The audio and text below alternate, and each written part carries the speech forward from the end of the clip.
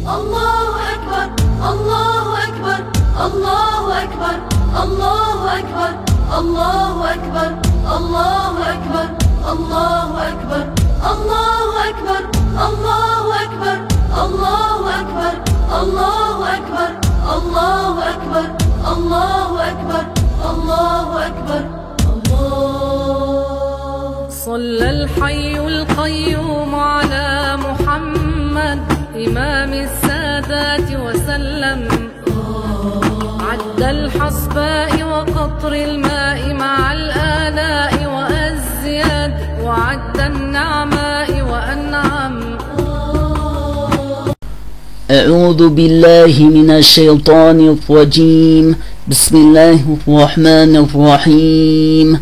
الحمد لله رب العالمين، والصلاة والسلام على سيدنا محمد أشرف المرسلين وخاتم النبيين. عد الحصباء وقطر الماء مع الآلاء وأزيد وعد النعماء وأنعم. محمد يا رسول الله، محمد يا حبيب الله. On a dit quoi dans le hadith du prophète? Il a dit que la foi va se retirer à Médine comme se retire le serpent dans son trou. Et eux, ils ont contredit cela. Dans son hadith, le prophète, il a montré le mérite de Médine, la supériorité de mérite de Médine. Et eux, ils ont contredit, ils ont donné la supériorité à leur région à eux qui s'appelle Najd. Najd, où il y a leur capitale, la Riyad, d'où il est sorti leur leader en fait, Mohammed ibn Abdul Wahhab. Le prophète, il a dit, de là viendront les forces du mal. Min hayat la'uqan wa shaytan. Parce que le prophète, une fois, alayhi salatu wassalam, il faisait le dua, Allahumma barik fi shamina wa yamanina, c'est-à-dire, oh Allah accorde la baraka en notre Sham et en notre Yaman. On a expliqué c'est quoi Sham. Ils lui ont dit, wa fi Najdina. Il y a des compagnons, ils ont dit, en notre Najd. Il y a des compagnons qui étaient de Najd, l'Est, où il y a Riyad. Il a dit, le prophète, il n'a pas répondu, il a refait le même dua, Allahumma barik fi shamina wa yamanina. Oh Allah accorde la baraka en notre Sham et en notre Yaman. Troisième fois, ils ont redemandé, et le prophète, il a fait le même dua, et il a dit, concernant Najd, min hayat la'uqan wa shaytan. De là viendront les forces du mal de Shaytan. Et de là est venu Mohammed ibn Abdul Wahhab il y a 250 ans, et il a fait beaucoup de mal. Ils ont tué des musulmans, ils tuaient le petit dans le bras de sa mère, ils massacraient les musulmans petits et grands. Et à la fin du temps, le Coran sera élevé au ciel, il ne restera aucune ayah du Coran sur terre. Et à ce moment-là va mourir Al-Khadir, alayhi salam. Al-Khadir, c'est un prophète qui vit actuellement sur la mer, sur les plages. Donc c'est un prophète, il est cité dans le Coran, dans Sourate Al-Kahf justement, il a rencontré le prophète Moussa alayhi salam. Il a rencontré le prophète Moussa, il s'est passé une histoire entre eux, et il est toujours vivant, ce prophète-là, il vit sur la mer. Et il va mourir quand le Coran sera élevé. Et certains gens à qui Dieu accorde certains grands saints, par le passé, ils ont rencontré Al-Khadir alayhi salam.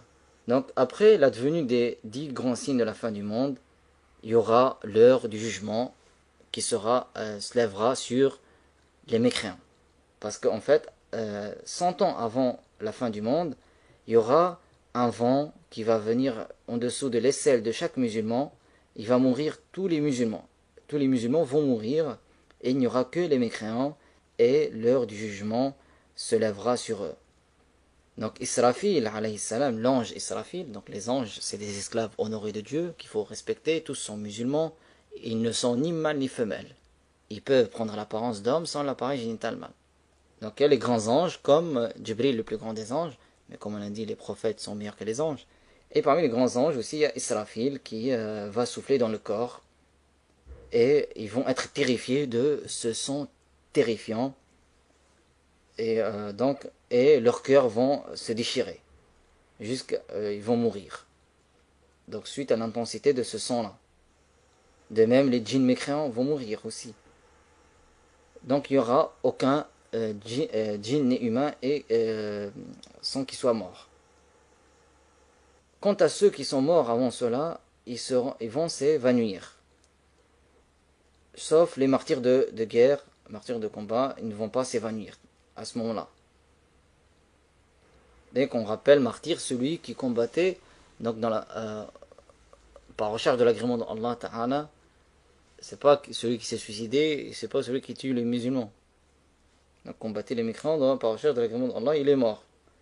Mais celui qui s'est suicidé, c'est un grand péché. Se suicider, c'est un grand péché. Et le prophète sallallahu alayhi wa sallam a dit الناس يصعقون يوم القيامة فأكون أول من يفيق فإذا أنا بموسى آخذ بقائمة من قوائم العرش فلا أدري أفاق قبلي أم جوزي بصحقة الطور. Rapporté par le Bukhari. Et les prophètes, quand ils vont s'évanouir, ils n'auront pas de douleur. De même les pieux n'ont pas de douleur. Et quand le prophète va se réveiller, il va trouver Moussa alayhi salam qui tient un pilier du trône. Et il n'a pas su est-ce qu'il a été épargné de cela ou il lui est arrivé cela et après il s'est réveillé avant lui. Donc on rappelle, le trône c'est le plus grand corps que Dieu a créé. Et Dieu n'a pas besoin de ses créatures, bien évidemment. Attribuer à Dieu le besoin et de la mécréance. Allah dit dans le Coran, Allahu as-Samad. As-Samad, ça veut dire celui qui n'a besoin de rien et toutes les créatures ont besoin de lui. Et le grand compagnon, l'imam Ali, il a dit Inna Allah khalaqa al-arsha idharan li qudratihi wa lam yattakhidhu makanan li dhatihi. C'est-à-dire, certes, Dieu a créé le trône comme manifestation de sa toute-puissance et il ne se l'est pas pris comme endroit pour lui-même. Certes, Dieu a créé le trône comme manifestation de sa toute-puissance et il ne se l'est pas pris comme endroit pour lui-même.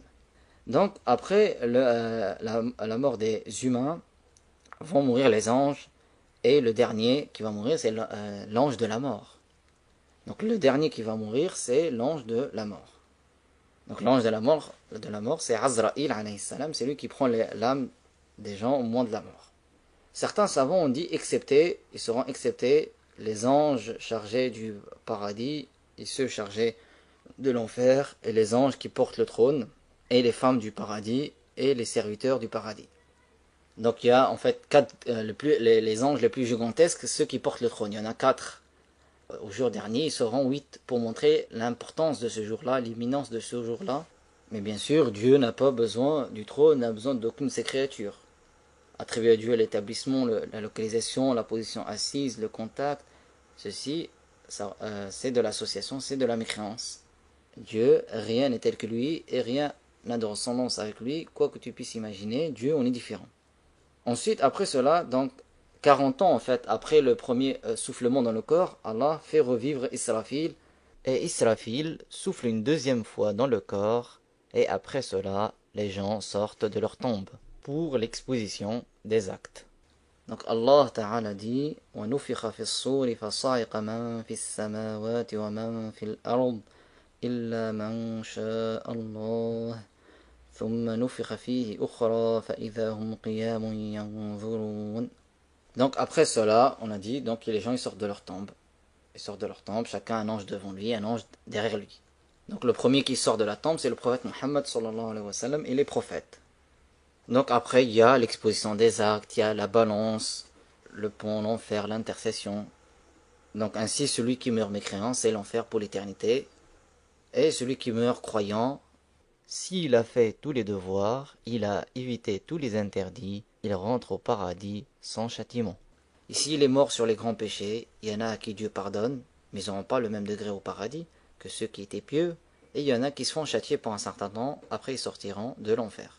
Mais celui qui meurt mécréant, il sortira jamais de l'enfer, même s'il a aidé les pauvres et les nécessiteux dans sa vie, il n'a pas de récompense dans l'au-delà, Dieu le récompense dans cette vie-là. Allah Ta'ala dit مَثَلُ الَّذِينَ كَفَرُوا بِرَبِّهِمْ أَعْمَالُهُمْ كَرَمَادٍ اشْتَدَّتْ بِهِ الرِّيحُ فِي يَوْمٍ عَاصِفٍ. C'est-à-dire les œuvres de ceux qui ont mécru sont telles de la cendre emportée par le vent un jour de tempête. Donc il n'y a pas de récompense dans l'au-delà sans la bonne croyance, qui est la croyance de tous les prophètes, du premier Adam au dernier Muhammad. Allah Ta'ala dit وَمَنْ يَبْتَغِ غَيْرَ الْإِسْلَامِ دِينًا فَلَنْ يُقْبَلَ مِنْهُ وَهُوَ فِي الْآخِرَةِ مِنَ الْخَاسِرِينَ.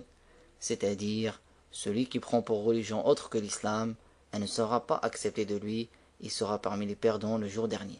Donc l'islam, c'est l'unique religion valable, l'unique religion céleste. Et croire le contraire de cela est de la mécréance. De même, aider à la mécréance et de la mécréance. Aider à quelqu'un à prononcer ou à faire la mécréance, ou approuver la mécréance d'autrui et de la mécréance. Donc faire attention à cela. Et la mécréance, c'est le péché que Dieu ne pardonne pas. Pour celui qui meurt chargé de cela, c'est trop tard. Il sortira jamais de l'enfer. Mais quelqu'un qui meurt musulman, même s'il a fait des grands péchés, il ne reste pas éternellement en enfer. Certains ils vont aller en enfer, mais ils ne resteront pas éternellement.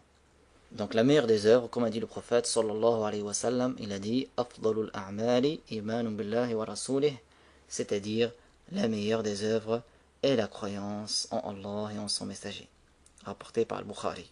Ça c'est la meilleure des œuvres. Et le plus grand bienfait que Dieu accorde à la personne, c'est d'être sur l'islam, car c'est Dieu qui guide qui veut et égare qui veut. C'est Dieu qui crée le penchement dans le cœur vers le bien ou vers le mal, vers la foi ou la mécréance. Et Dieu fait ce qu'il veut, Dieu n'a pas de compte à rendre. Il dit dans le Coran, La yus'alu amma yaf'al, wa hum yus'alun, c'est-à-dire, il n'est pas interrogé sur ce qu'il fait, les esclaves seront interrogés. Dieu fait ce qu'il veut, et le plus grand bienfait que Dieu accorde à la personne, c'est d'être sur la foi. Ça, c'est le plus grand bienfait.